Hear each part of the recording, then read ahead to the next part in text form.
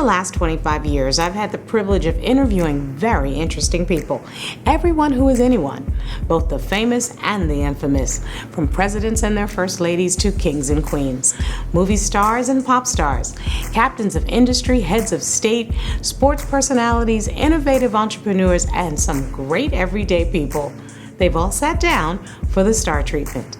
Today, I'm proud to introduce you to Rita Williams, a teacher who pursued a career in law to join the fight for justice.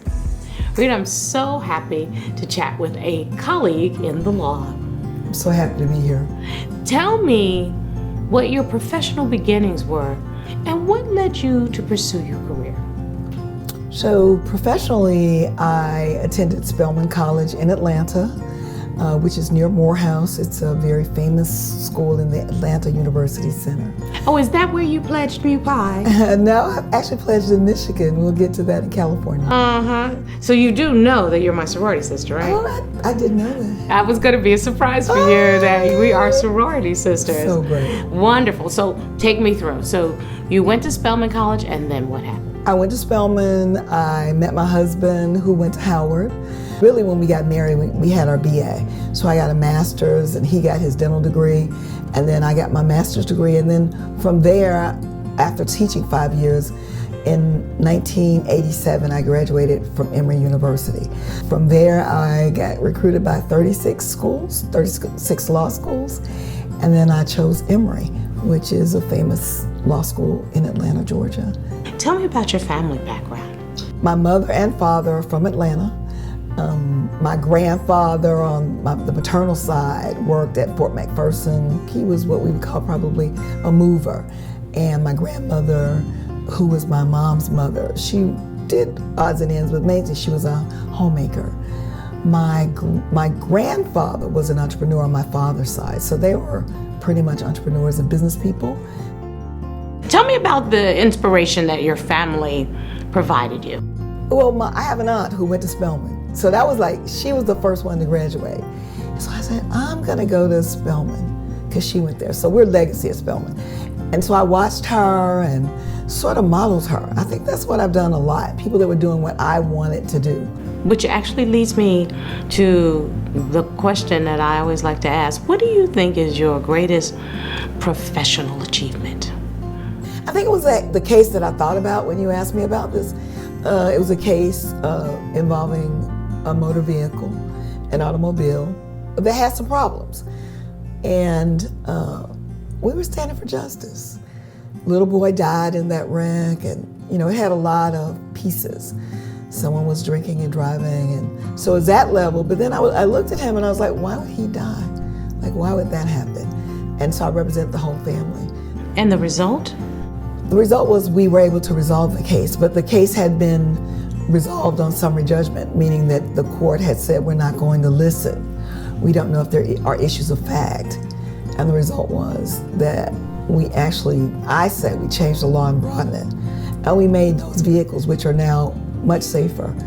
How would you like to be remembered? I'd like to be remembered as someone who took a stand for justice.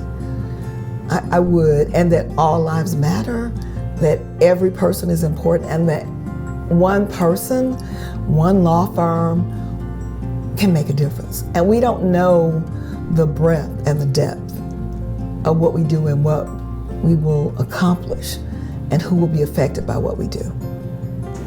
It sounds like you are very mission driven. Rita, what is the most rewarding aspect of your career? That people get to be heard, that they know they matter, they know their story matters, that their life matters.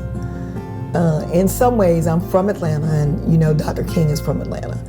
And he talked about being a drum major for justice. And in some ways, I think I am that. It's very interesting that I hear you have some expertise in so many areas. But what topic do you consider yourself an expert on? I see myself active in, and that's really was in the very beginning of my career, is the criminal justice system.